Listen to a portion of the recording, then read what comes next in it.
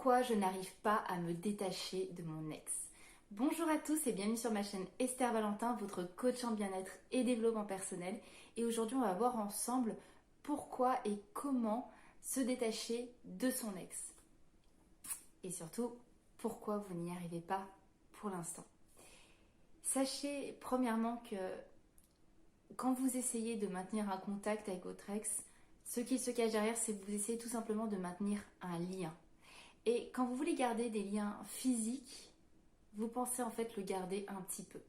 Quand j'entends des liens physiques, c'est des contacts par échange de messages, de mails, peu importe, mais juste ces contacts-là vous donnent la sensation de maintenir un lien. La personne a peut-être quitté le bateau, quitté la relation, elle est partie et en faisant ça, vous avez l'impression d'avoir encore un petit peu lui. Vous avez l'impression de ne pas couper tout le lien. Le lien principal de la relation est coupé, mais pas complètement parce que vous essayez de le maintenir. Il faut faire extrêmement attention à ce genre de lien, qu'est-ce qu'il est complètement illusoire. J'entends par là qu'en fait, vous vous donnez la sensation de ne pas l'avoir complètement perdu, mais vous ne l'avez plus dans la relation. Donc vous essayez de maintenir ce lien qui en fait, le seul effet qu'il vous fait, c'est de vous faire souffrir à long terme. Parce qu'il vous empêche complètement d'avancer. Vous ne pouvez pas avancer, vous mettez vous-même un boulet au pied, vous paralysez votre vie. Vous ne pouvez pas avancer pendant que l'autre, lui, avance. Il est beaucoup plus simple pour lui de rester en contact avec vous. Mais vous, si vous avez encore des sentiments, de maintenir ce lien, ça vous empêche d'accepter et ça vous donne dans l'illusion qu'il y a encore quelque chose. Et comment votre cerveau peut comprendre ça? Sachez aussi que vous allez devoir être extrêmement forte parce que si vous cherchez à vous remettre de cette situation, à vous remettre de votre rupture, il va falloir prendre les choses en main. Il va falloir que vous ayez le courage de le faire en tout cas. Si vous avez par exemple un Pacs qui vous lie encore, ou même un mariage, ou peut-être même un logement. Vous n'êtes plus en relation, vous ne vivez plus dans le même logement, mais peut-être que vous y êtes encore, et vous ne faites pas les démarches pour libérer l'appartement, pour vous dépaxer, pour divorcer. Prenez réellement conscience que ce n'est pas ça qui va ramener l'autre. Ce ne sont pas ces liens matériels qui ramènent une personne dans votre vie. Ce n'est pas ces liens matériels qui ramènent une relation.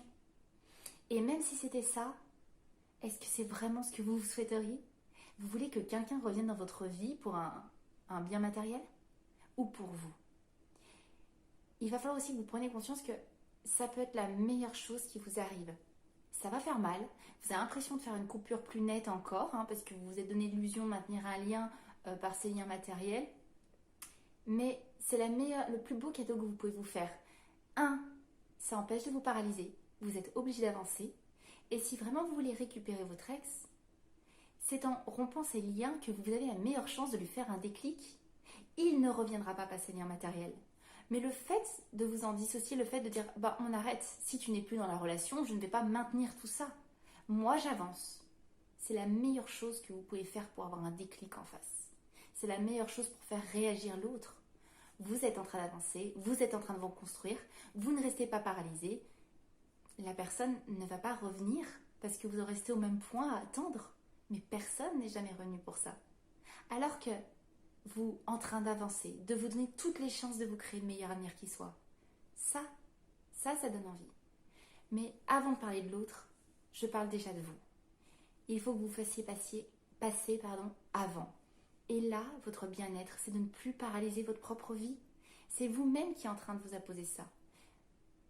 Prenez conscience que c'est une illusion. Prenez conscience que ces liens, c'est un camouflage de la douleur. Vous avez juste peur d'avancer, peur de franchir ces étapes. Mais cette peur vous fait rester dans quelque chose qui ne vous promet aucun avenir, où vous ne pouvez pas avancer, pas évoluer. Il va falloir prendre les choses en main pour votre réel bonheur et votre réelle reconstruction. Sachez qu'une étape aussi difficile à appliquer, mais qui va être complètement nécessaire, ça va être difficile, j'ai du mal à vous le dire parce qu'en fait ça va être difficile à entendre. Vous devez couper les contacts. Vous devez créer un éloignement. En fait, vous allez devoir aider votre cerveau à comprendre pour qu'il ne soit plus dans la confusion. Comment expliquer à un esprit qu'il y a une relation qui est terminée, mais vous restez dans le contact et en lien avec cette personne? Vous ne pouvez pas avancer. Là, vous êtes paralysé, mais même dans tous les domaines de votre vie. Vous avez besoin, à des moments de votre vie, d'avoir des choses qui sont nettes. Et là, vous empêchez votre cerveau de comprendre ce qui est en train de se passer. Il faut une coupure évidente, il faut créer un éloignement, quelque temps, juste pour vous laisser le temps de rebondir, d'accepter, de comprendre la situation, pour, peu importe votre objectif après, redémarrer sur des meilleures bases. Cet entre-deux là, il vous met nous. Ce reste de relation et pas complètement du nouveau, c'est cet entre-deux que vous souhaitez de manière infinie. Ça peut bloquer comme ça des mois, voire des années. Je ne vous le souhaite absolument pas. Avancez. Avancez pour vous, avancez pour faire réagir l'autre, mais d'abord pour vous. La reconstruction, ça se fait sur des bonnes bases. La base, c'est un premier éloignement. Couper le contact pour mieux comprendre, pour ensuite digérer l'information et ensuite repartir de plus belle. Sachez aussi que ce qui peut vous aider, ça va être changer votre environnement. Déjà, faites place nette, nettoyez-moi tout ça, enlevez toutes les affaires qui peuvent créer du souvenir. Pour l'instant, je ne vous demande pas d'y brûler ou d'y jeter si vous ne vous sentez pas de le faire, mais ne laissez pas les photos apparentes ou les petits messages, quelque chose qui vous rappelle trop votre ancien partenaire. Ne laissez pas votre esprit toujours baigner dans cet environnement. Et si vous vivez déjà dans un logement que vous avez partagé avec votre ancien partenaire, changez la décoration. Faites du nouveau. Encore une fois, pour aider votre esprit à faire une cassure avec avant et lui faire comprendre que maintenant, il y a un nouveau maintenant et qu'on arrête d'être entre deux, un pied là, un pied là. Non, non, non. Faites-vous du bien, soulagez-vous.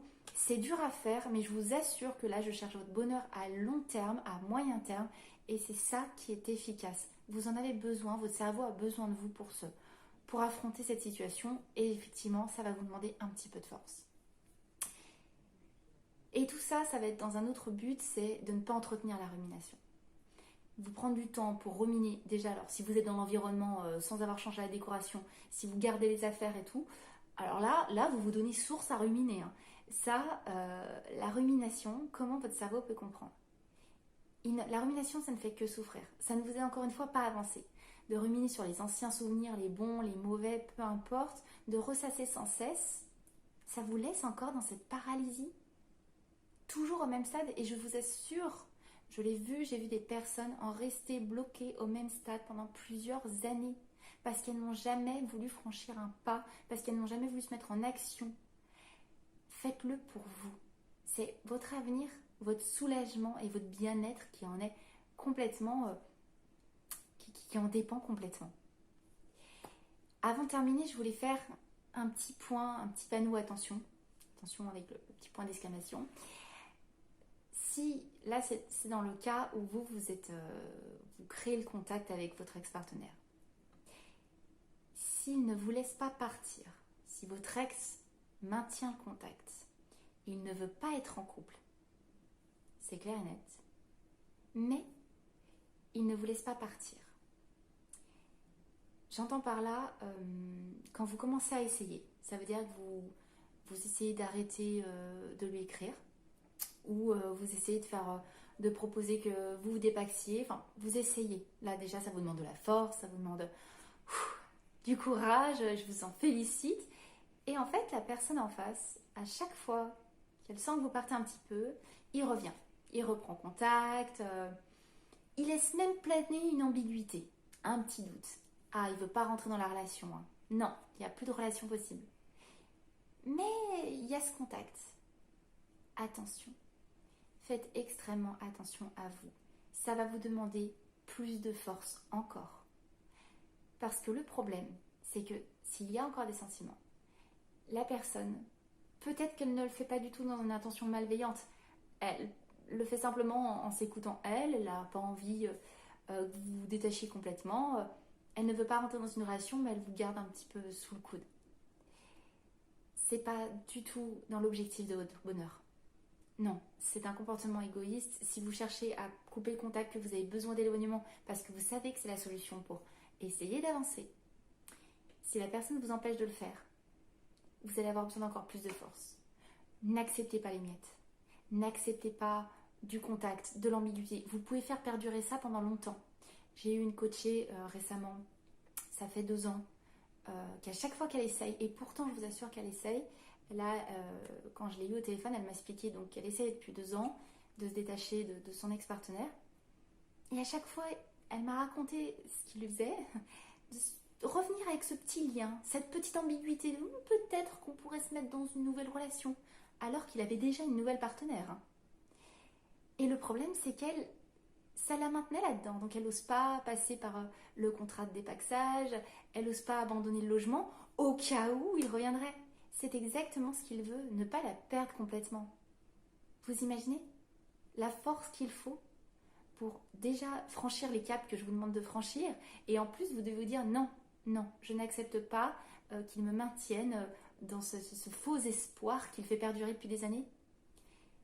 Avec quelques séances, ma coachée a vraiment bien avancé.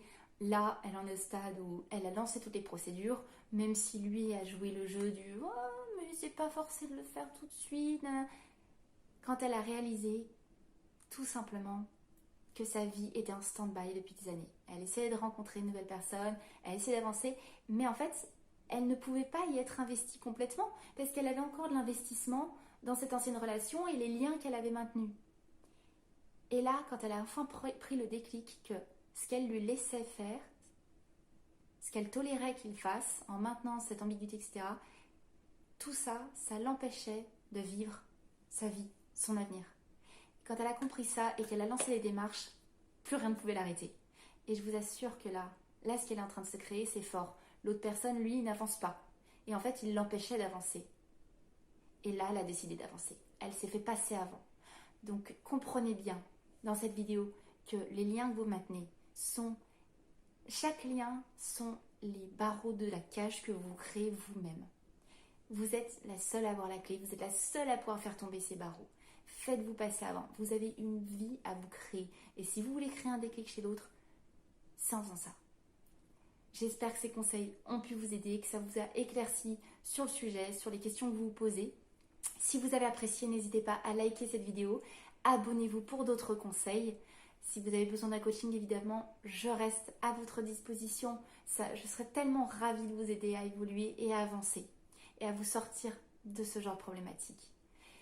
Je ne vous lâche pas de mon côté et je vous dis à très vite pour une prochaine vidéo. Bye bye.